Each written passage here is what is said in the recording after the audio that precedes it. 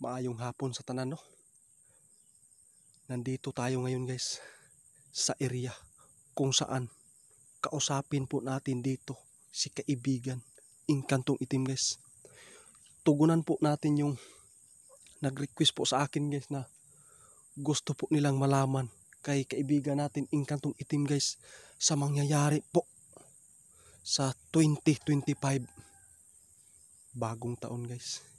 Ito po yung mga request po nila guys. Gusto po daw nilang ipatanong sa atin kay kaibigan Inkantong Itim guys, no.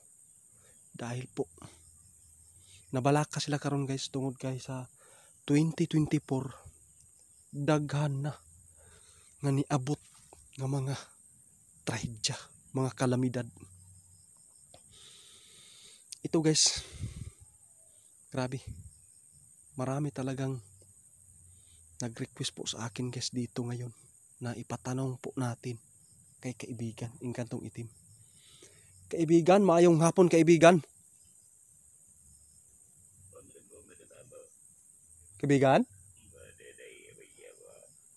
Oo kaibigan, ako karon diri kaibigan tungod kay daghan na malihog sa kuha nga ipapangutana sa imuha unsa bay mahitabo sa umaabot nga 2025.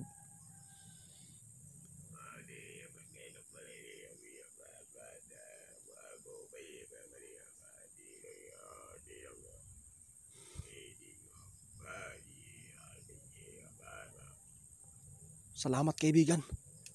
Guys, ito na Ma'am Kriste.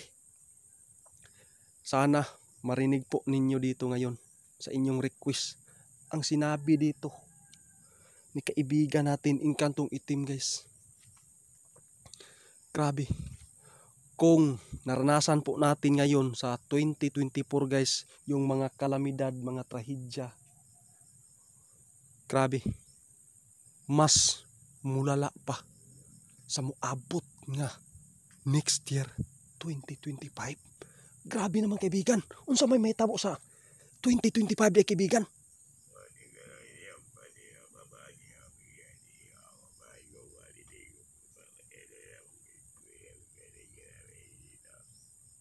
Kinuo ko. Guys. Ngayon guys, no.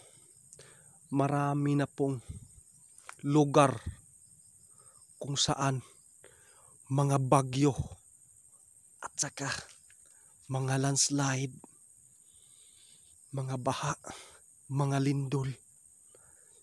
Pero kapag muabot na ang 2025, mauni dapat daw pangandaman. Tungod kay guys, grabe, napakadelikado na talaga yung panahon ngayon guys.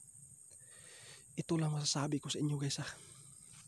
Dahil po sa sinasabi ngayon ni kaibigan Inkantong Itim guys, dili lang niya palaluman nga makabalota. Nakitang tanan guys, mangandam lang. Tapos sa pagkakaroon guys, para dili ta mataranta kung moabot man ang mga trahedya, mga kalamidad, dapat karon palang daan guys, mangandam ta, dili ta magpadala sa kahadlok. Huwag tayong magpanik daw guys, dahil po kung naranasan natin ngayon sa 2024, mas lala pa ug moabot na ang next year 2025. Grabe. Kaibigan, sobra pong natatakot po kami ngayon dito kaibigan. Dahil po talagang nagkatotoo na po talaga. Ito po yung sinabi po no ni kaibigan na si Syoto na ipaabot sa inyo dahil po sa pagpula ng langit. Nagkatotoo talaga kaibigan dahil talagang napakalaki ang nahulog na apoy. Buti na lang hindi po sa mga may bahay bumagsak po yung apoy na makalaki. Grabe kaibigan.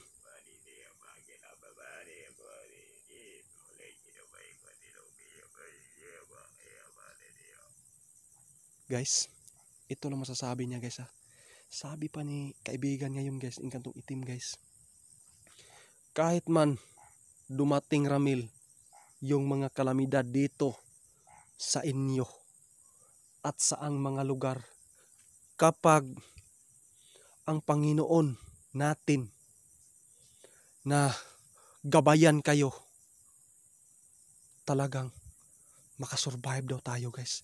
At saka iwasan sa Panginoon na moabot sa atoa ang mga disgrasya.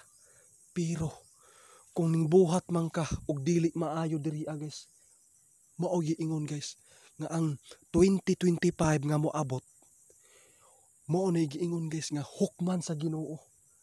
Muanhin na ang Ginoo sa atoa tungod kay nakita na niya nga nagkadaiyang mga lugar na ay mga krimen, yung mga pagnanakaw, mga dautan, pumatay ng tao, at saka ito yung mga, grabe guys ha, yung nagtatrabaho ng mga bar, ito yung napaka sama guys, at saka grabe nga mga sala na abot sa ilaha. Kaibigan,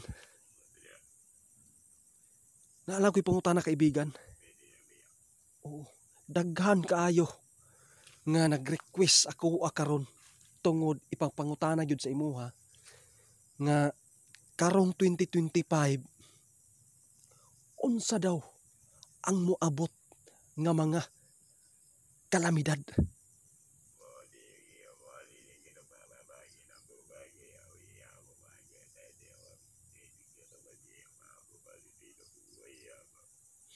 Diyos ko. Guys, ito lang masasabi ni kaibigan guys. Kahit ano man ang dumating ngayong 2025 nga mga kalamidad guys, naatay maranasan nga napaka kusog nga lindol. At saka ito na yung mga buhawi guys, ito yung napakadelikado. At saka yung pagbaha, dahil po malunop gyud ang mga balay. Walay pili karon guys sa mga kalamidad. Kakurog-kurog ko karon guys sa atong pagpangutana karon kay kaibigan nato nga si Engkantong Itim guys. Ngayon pa lang daw guys maong dili lang gid na niya palaluman guys para dili ta magpanik.